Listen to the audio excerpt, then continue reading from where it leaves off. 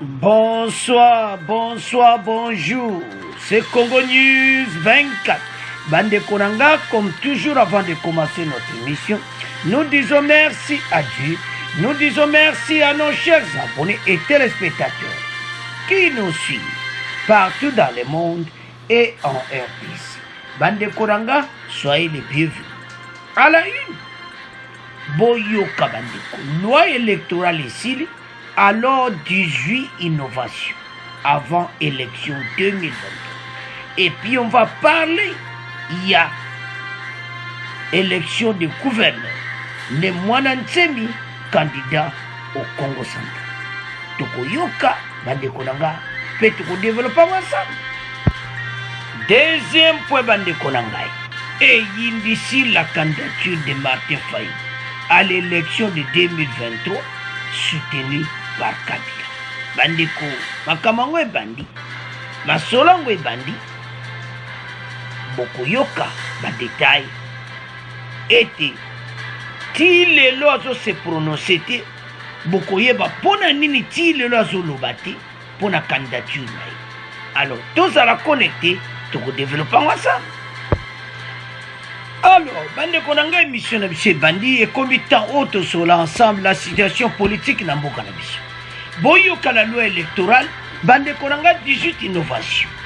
Boyebisa bande ko tango ekoki bande ko boko yoka wa lisanga bonganga la mukandenge bakangi sur la loi électorale. Alors, toko division en deux, mais toko banana élection ba gouverneur. Direction Congo central. Ne Mwanantsemi yepe ndonga yena masolo na ye ne Mwanantsemi alobi tango ekoki yalinga bongisa Congo central. Élection de gouverneur au Congo central, le candidat de Mwanantsemi promet de se présenter son plan d'action une fois élu. Le député national de Mwanantsemi, un des 22 candidats au poste du gouverneur de la province du Congo central, était face aux députés provinciaux ce mercredi 4 mai dans le cadre de la campagne électorale. Bandeko campagne banaki lobby. Boyoka oyasali. Aye a commis a bandi message naye et pas ba député provinciaux. A salika ka 15 minutes. Vous comprenez bandeko. Ne Mwanantsemi 15 minutes. Il y a meeting là. Mais à l'objet ebele. Bandeko, il faut que peut-être vous connaissez, peut-être vous ne connaissez pas. Ne Mwanantsemi aza muto atanga. Ayebi. Mais oyoka ba problème ba makambo ebele na ndenge koma ki. Fugitive libanda kukima gouvernement ya kala. Nandenga kima ki na prison makambo ebele. Yango bozomona ne Mwanantsemi boye me bande konanga za tête ayebi. Alors ya monique et comme étant au service mboka sous le drapeau ya en tant que gouverneur.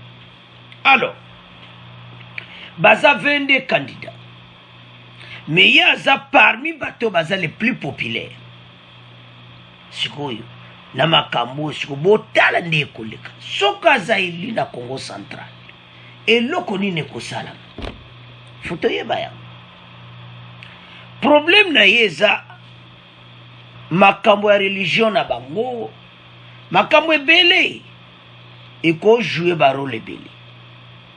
Est-ce que akotika musala na ye comme leader religieux ou bien à continuer à combiner ensemble? Parce que le gouverneur est en responsabilité pour s'accommoder dans le Congo central. Alors, situation comme Yabandeko est à somme. Devant les élus de la province, il a pris la parole. Pendant environ 15 minutes seulement, il dit placer sa candidature sous les signes de la paix qui doit régner en maître au sein de la province. S'agissant de son programme, il a promis de le présenter une fois élu comme gouverneur. Il appelle les députés à voter pour lui, puisque soutient-il la situation de la province du Congo central n'a jamais changé depuis tout premier gouverneur. Alobi na ana Congo Central makambo echangea te depuis batu matumbwana batu wana nyonso batu oyo baleka bi eloko moko te echangea ko yende aye kochange masolo. Alors ne mwana nsema za mutu moko aza na bascenario moko boy eske baresponsabilité wana ekoki na ye wana question oyo se pose. Est-ce que ne mwana nsema abimi gouverneur, qu'est-ce qui va se passer na Congo Central?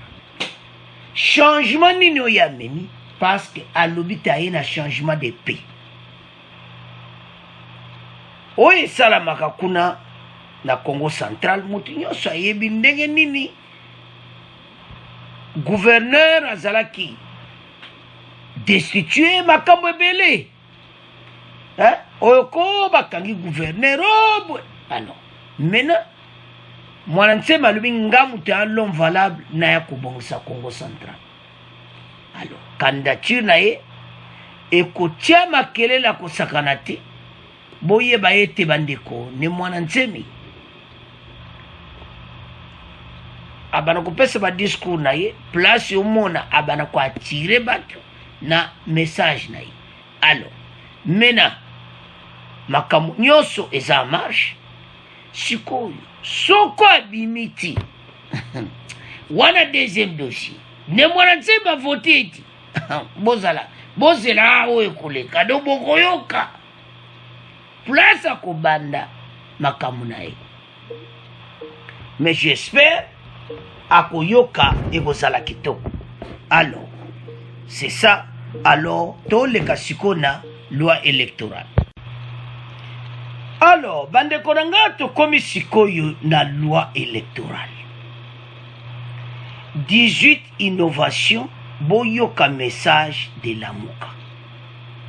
Bandeko innovation de la nouvelle loi batu ya Lamuka baza d'accord. Alors c'était hier basalaki conférence de presse bokoyoka lesanga bonganga pona bango basepeli tendi passe makambo esiliko donc makambo te vide donc ba voter loi et qu'est-ce qu'on a cour constitutionnelle oyo bako voter na bango makambo te kosila na. Alors bazana colère moko kosaka na ngote soko yoki Lamuka ndenge batomboki donc toujours comprendre. Innovation de la loi électorale. La proposition de la loi électorale a été jugée recevable par la plénière de l'Assemblée nationale lundi dernier et envoyée à la commission politique, administrative et juridique pour enrichissement. Alors, 18 innovations sont contenues de ces textes de loi, notamment le cumul des mandats de députés, la suppression du seuil d'éligibilité et le changement du mode majoritaire en lieu et place de la proportionnelle. Il y a aussi le vote des gouverneurs et vice-gouverneurs. Alors, makambo tout est sili, mais bloc, bon comprendre kaka, oye salamaki bloc wana baza contre. Mais alors que ba député na ba basala ikuna ya FCC basalaki, mais au moins un groupe moko baza d'accord nango te, mais makambo esili ba voter yango bozo tomboka lisusu pona nini yango question oyo eza ko se poser. Bandeko loi électorale oyo tina ba européen ba koti masolo tina ba américain bazo ya komona mboso. Donc comme le quoi tout ça pays indépendante et ça là qui kitoko te, mais tala siko makamango esili siko zo mona te ke sa soni biso moto silisian. Mais pourquoi intervention ya batuana bazai koya l'air nyonso be européen bakoya oyo tunini église catholique, église protestante, Lamuka pression, bloc batuana nyonso, batire de ficelle, tout ça. Kaka, loi électorale et ça malamuti. Lamuka balobi que G13 wana baza même pas ba député. Oh, mais baza ba député. Naso comprendre bandi ko boyoka donc to lisanga bonganga tomboki na ndenga mukiti. Oh, mais yozo se fâché. Ce n'est pas possible. Bandi ko to terem. Ezana makamuso mona pena ke bato bazo lexa baler poka makamwe ke kitoko te mboke kota mobulu tovanda tout autour de la table et maintenant bakopa on peut basala et simbiti ozomona bandeko lodo ntolo bana ba congolais akui o nyonso ezoleka oyo bokoyoka na deuxième partie sur la candidature de Fayulu. La candidature de Fayulu était un problème sérieux. Oh, pour le moment eza ko s'est passé na niveau moko donc tant bokoyoka bolwa mais qu'est-ce qui se passe parce que bako avec Kabila mais toujours y en a deuxième.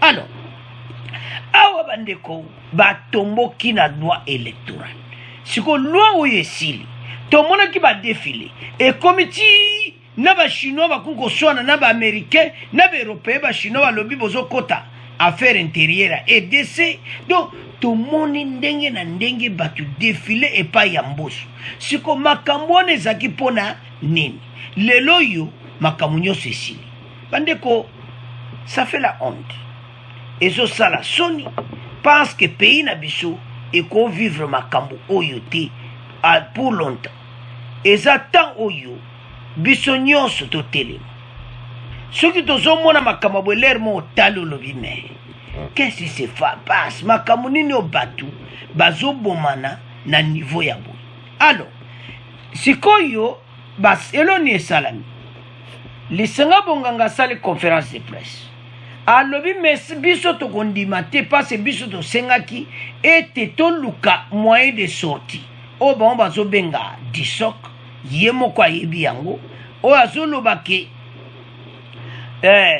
disok biso tolingaki ezala toluka moyen de sortie c'est-à-dire tosolola autour de la table maintenant loi oyo eye kobuka bakope na bango parce que loi mena bavote mayele na bango esili desordre lingi esalama ekosala nsu te moto nyonso akomo se positionner na élection pour le moment bokoyoka na deuxième point alors lisanga bonganga balobi boyi ke tokondima yango te parce que consensus eza te G13 oyo bayaki na baproposition na bango wana ba G13 wana bango bayebi bango te Martin Fayulu lisanga bonganga boyebi G13 te boyebi bandeko te baya kokutana mpe na bino lelo bango bapesi babongisi makambo loi électoral eleki me baza kaka d'accord te baza kaka kokrie oyo balobaka suka na désordre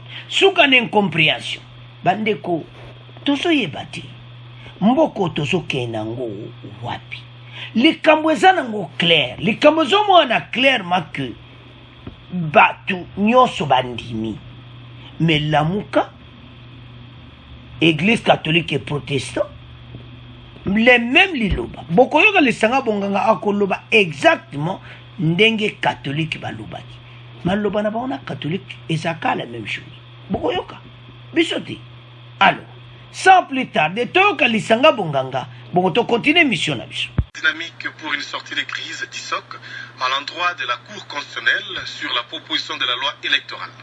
Dans une conférence de presse tenue hier mercredi ici à Kinshasa, Jean-Pierre Lisanga Bonganga, président de ce mouvement politique, membre de la plateforme Lamuka, explique que cette proposition de loi est anticonstitutionnelle car elle a été faite par un groupe de 13 personnes qui ne sont pas revêtues de ce mandat.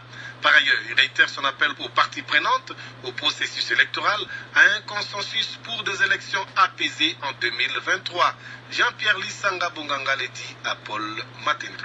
La DISO constate avec un profond regret que la proposition de loi tant décriée a été initiée par un groupe de 13 personnes dont certaines ne sont pas revêtues de la qualité de parlementaires. Cette modification n'ayant été initiée ni par un député ni par un sénateur, la DISOC alerte d'ores et déjà la Cour constitutionnelle, si son caractère non conforme à la Constitution, de sorte qu'en cas de saisine de la haute Cour, cette dernière ne saurait y dérober. La DISOC réitère sa position en faveur d'un consensus entre toutes les parties prenantes au processus électoral pour doter les pays d'une loi électorale qui puisse garantir des élections crédibles en 2023. Alors, bande koranga to landi biso nyonso. Lisanga bonganga batomboki na ndenge mokiti. Balobi ke loi wana bango basepeli nango te. Bango la dynamique oyo kaka ya crise de sortie du soc. Il fallait balanda nzela oyo bango balingaki bango ba o bazokende bazoma ke loi wana électoral ndenge makambo esili mena bango baza d'accord te. Bandeko ezosala mawa. Bango moko baza ba député basangana kutu kuna te. Ba député na bango ba boycotaki. Et maintenant loi esili bango ba bandi lisusu onde bolandi wana. Eza mawa parce que pays oyo tozana besoin to avancer. Oyo la muka bazo sala bazo zong sabatu sima. Eza sultan wana te. Et comme étant que liboso, seni makambo esili eza voté batu makambo etamboli. Bandeko Kadima aza vraiment expert. Tokomona biso nyonso nde élection ba gouverneur ekoleka. Mayele esili bango Assemblée nationale mboso asukisi ba opposant nyonso baza na soni pour le moment. Bandima iteke ba député mosusu même ya FCC même ya opposition belé bandimi yango. Oui, la proposition de la loi électorale a été jugée recevable. Et l'autre est jugé recevable. Mais pourquoi bino bozo tomboka? Bolandi nde bazo ganga. Tozo mema EDC wapi. Mboka oyo eza mboka oyo il faut toke nango makambo ekende bien. Bandeko message ou antango epesami eyokani parce que ça radio na biso national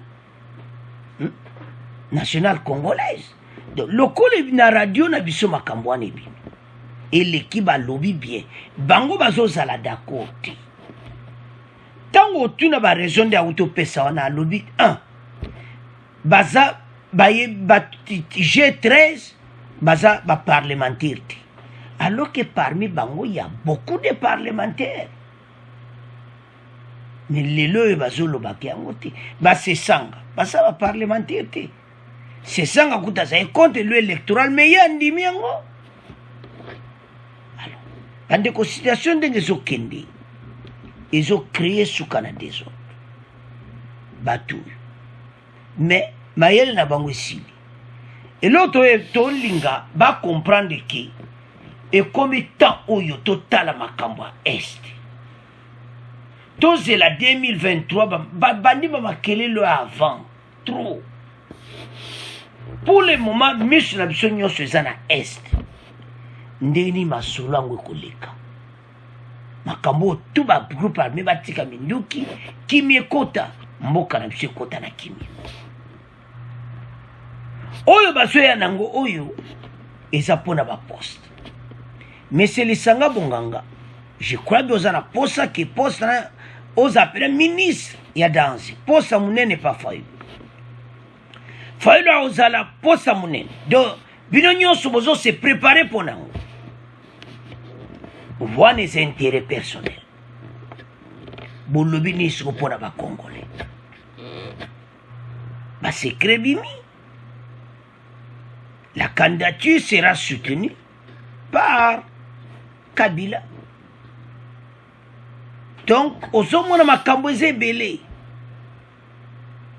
Andeko bokoyoka la deuxième partie. Bazoko quand même tenan ba se prononcer parce que badossier eza ya minene bokoyoka me tozoya po alors lisanga bonganga mpona bango balobi ke loi wana basepeli nango te ba G13 wana baza baparlementaire te bazomona ke eza fraude bapesi message maintenant na cour constitutionnelle akoloba recevable.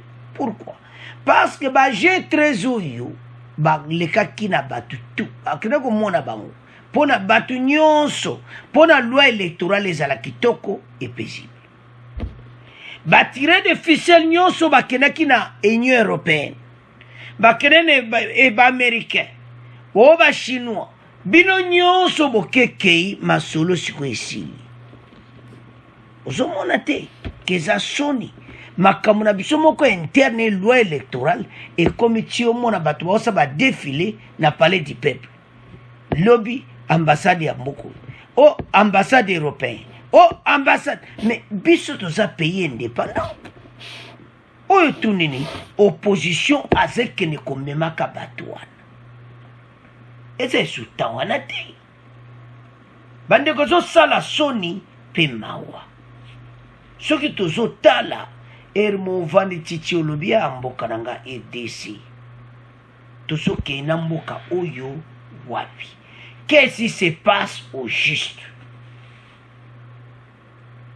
bandeko lamuka likambo moko te onanu mpena bake basonde na mona opposition bovandi bosololi non epa na bango ezala kaka problème na problème dossier na dossier lelo lisanga bonganga azoganga parce que ndenge aza wana aza na besoin azwa poste na ndenge mabe te bandeko ya eside oyo boolanda émission en tout cas le mosusu boye biso atolobaka kaka vérité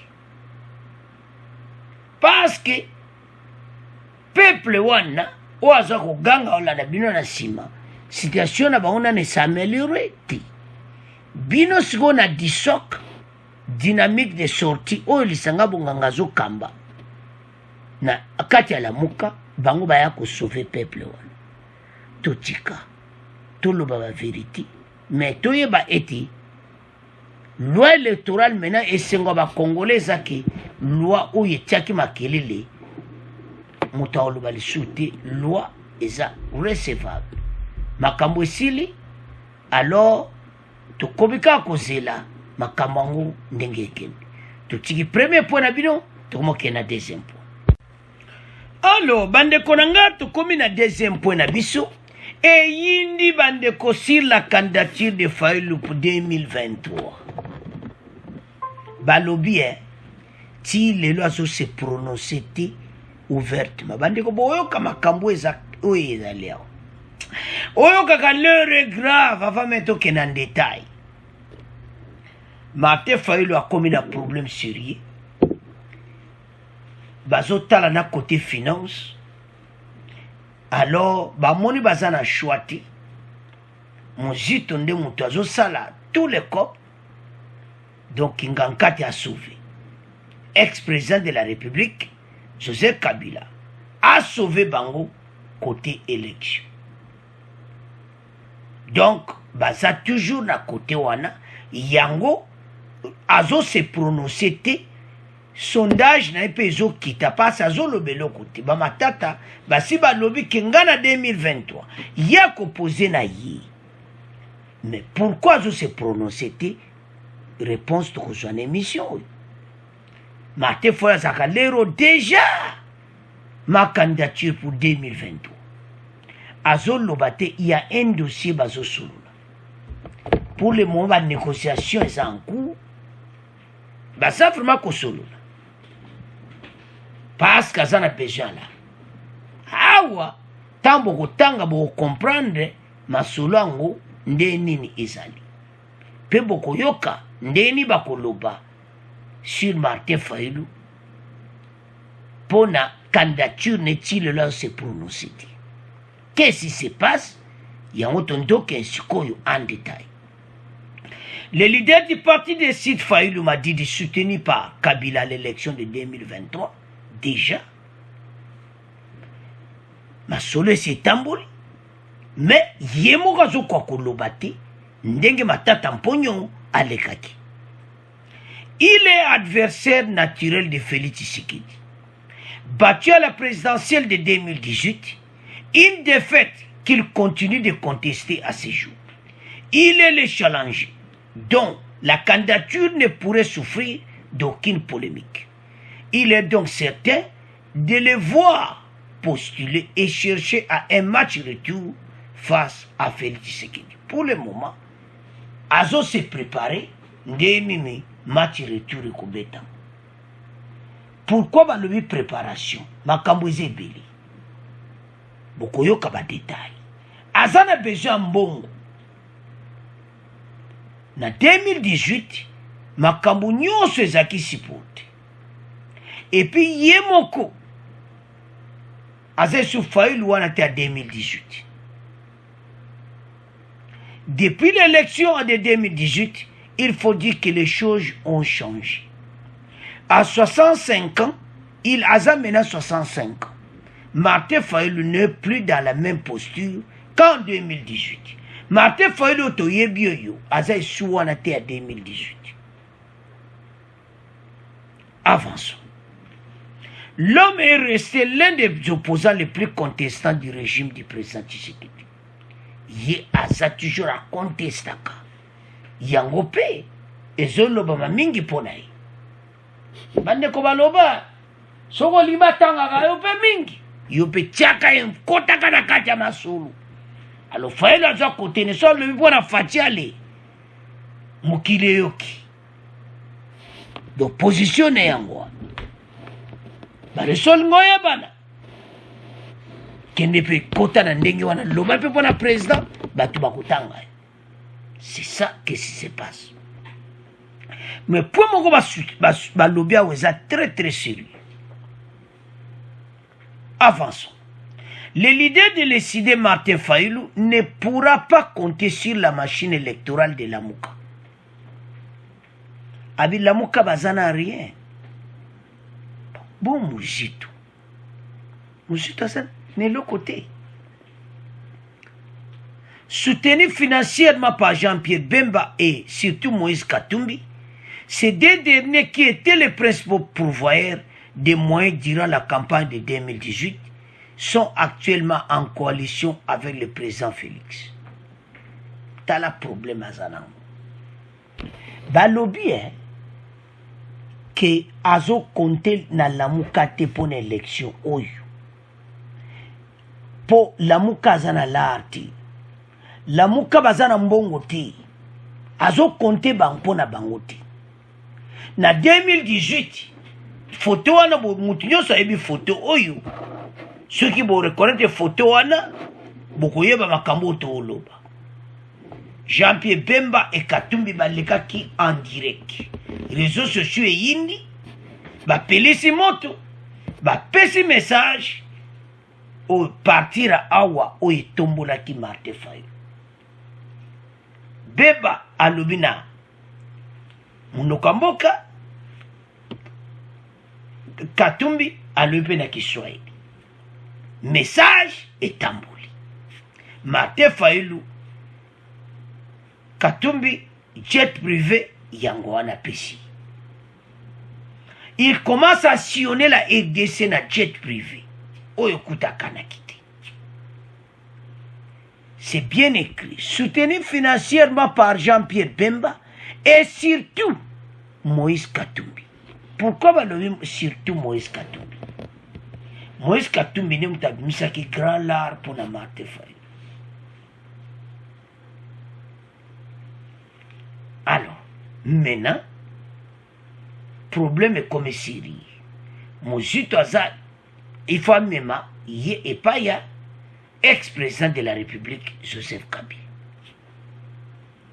Parce que là, rezati, nandenga mabiti, ezati ke bazambiaka.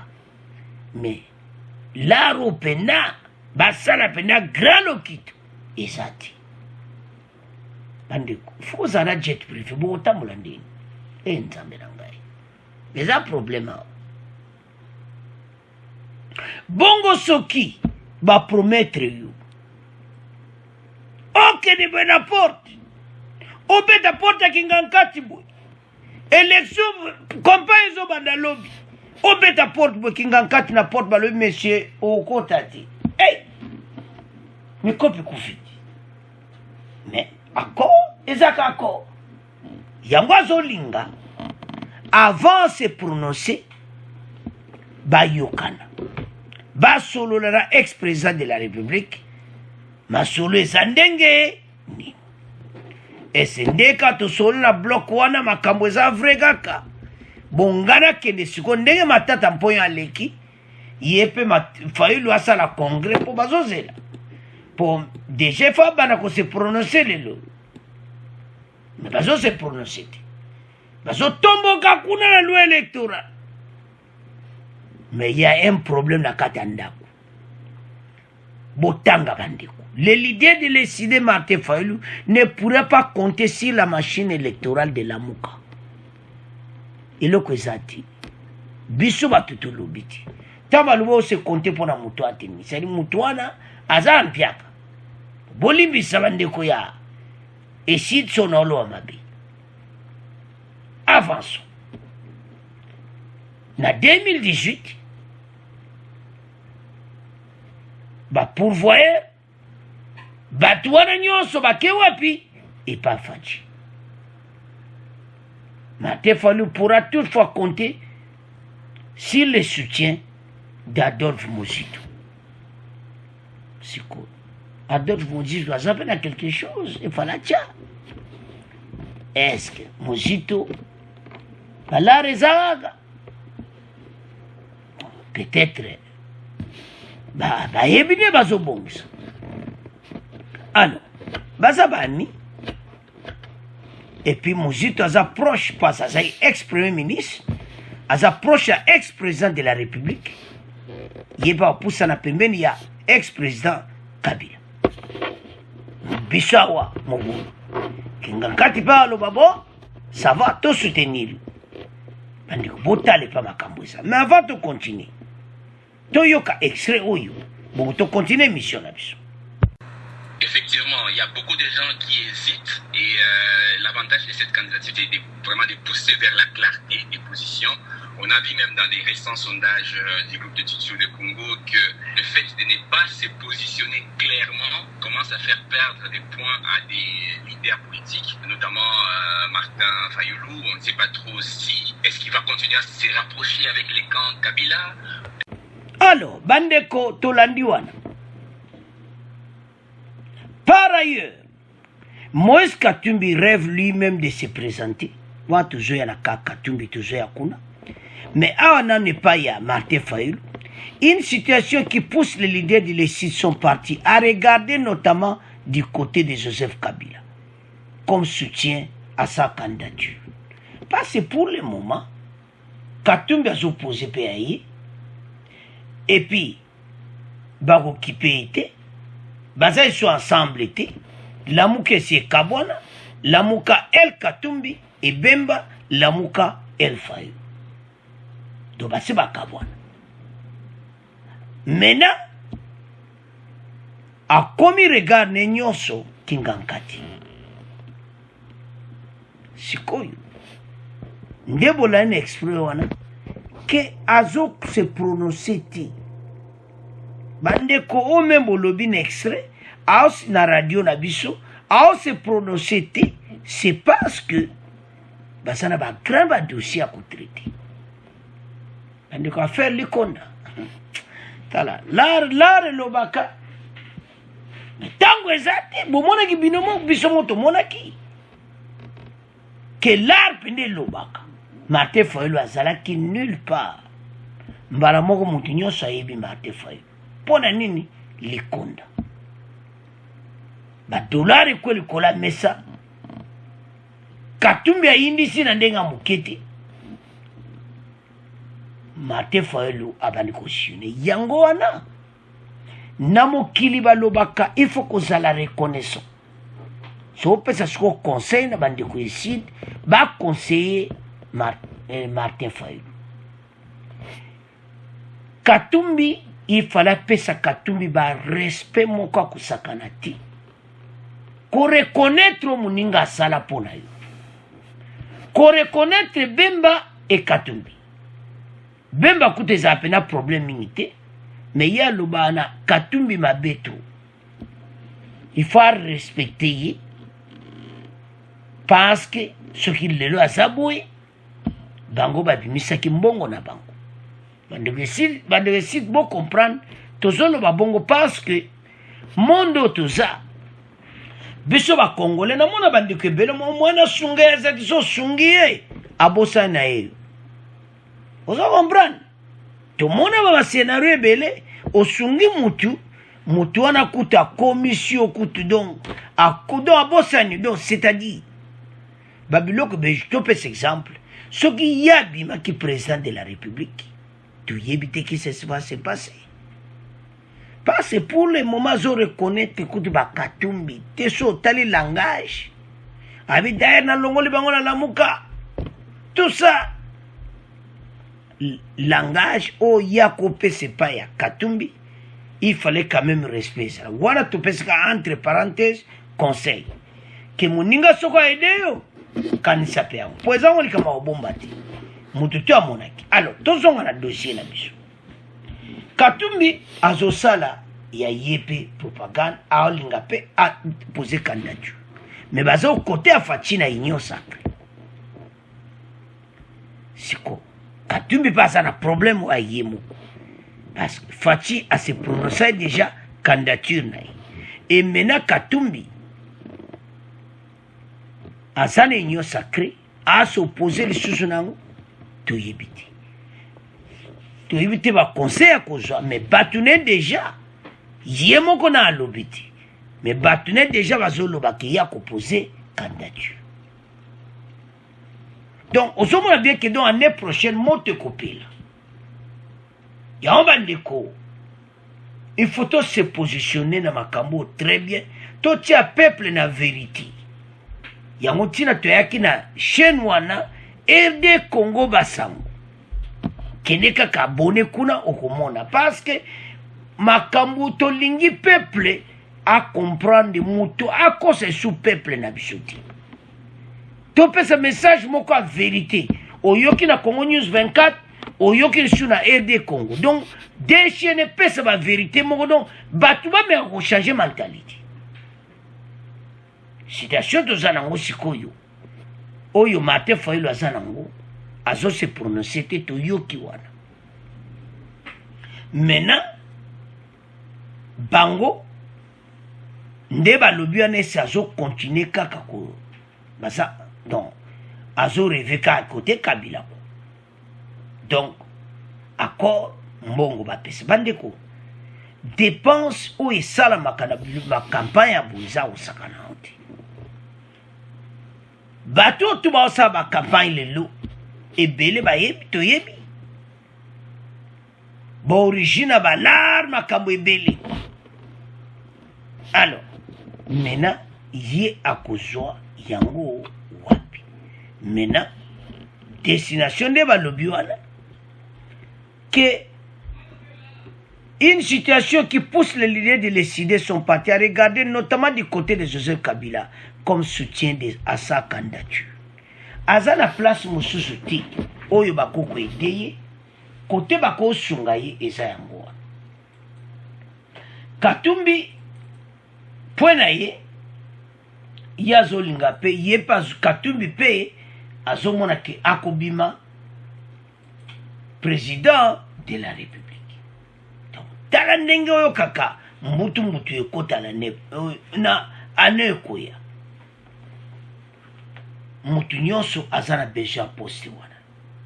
Alors maintenant match ezana maboka ba Congolais to yebite ndenge nini makamako ekoleka sikoyo.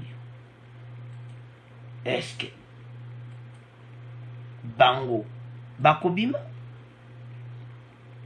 Est-ce que basan espoir vraiment ba li bayana fachi pe na boye to boite to par exemple kingankati ya pesi ba louer jet privé batambulana ye basali ai Fachi mpe asali propagande na ye me na suka oya komona ke Fayulu akomona pena ke seke na 2018 Fachi pena agayaki parce que Fachi aza na bagrand mabaya so tooloba ebele baloba vola ozokotela ete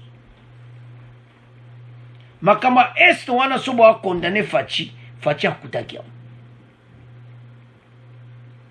epuis azokenda yango malembe mpe avant 2023 tokoyoka solution mpe ya bien yango elo tozoloba na bakongolais ke bandeko na ngai ekomi temps oyo biso nyonso totelema mpo na mboka parce que EDC oyo eza ya biso nyonso me soki otali ndenge nini mboka oyo ekomi likolo ya makambo ya baélection tozowelela tolingi vraiment ko na 2023 moto azoka te moto akufa te message eza clair balider politique babatela biso peuple congolais tolingi lisusu makambo eleka na 2018 esalama te ke peuple moto akei ake azoki non parce que biloko wana nyonso esalama ani balider politique tozopesa message bien te topesa message moko propre mpo na mboka oyo avance toza na barichesse alors maintenant botala problème mene ekomi na Martin Fayulu situation financière ekomi mpe na mobulu biso bato tolobi te yango wana botanga soki mpo olingi kende tala bamedia na biso na Kinshasa okomona makambo oyo biso toti eza très important donc maintenant azokonte kaka na Kabila soki Kabila akangi porte yango nozomona azolingo prononce candidature ne nanu te azozela balara yango ekoka basponsor bambongo nyonso ekoki après ase prononce parce que basoutiene oyo bazalaki na bango babemba Katumbi bango basi batiki ye basi bakabwani Martin Fayulu akomi na 65 ans soki 2023 abimi te 70 ans eza mobulu mpo na ye mbula mpe ezopusana me aza na besoin ya présidence ese bakongolais bakoide ye ese bakongolais bakovote wana totika yango na bino mais na nde nazomona place te vraiment ya kobattre Fachi na terrain wana tolobi na ndenge ya mabe te mais so totali kaka tomona kaka ke Fachi akogaye na ye pourquoi parce que aza déjà d'abord na baprovince oyo ekovote pepe 100% Grand Kasai 100% soki eliso na Katanga kuna Sama Lukonda ake propagande kuna donc nazomona te tango Grand Kasai Grand Katanga basimbi Fachi 100% ewasangisa Kinshasa donc daze donc tozomona te mais eza makambo élection bango mpe ose prépare mais tolandi biso nyonso ete candidature ya Fayulu eza na mwa problème mpona finance c'est à ce point tokomotika ngo na bino bo abonner massivement bo partager au revoir à la prochaine.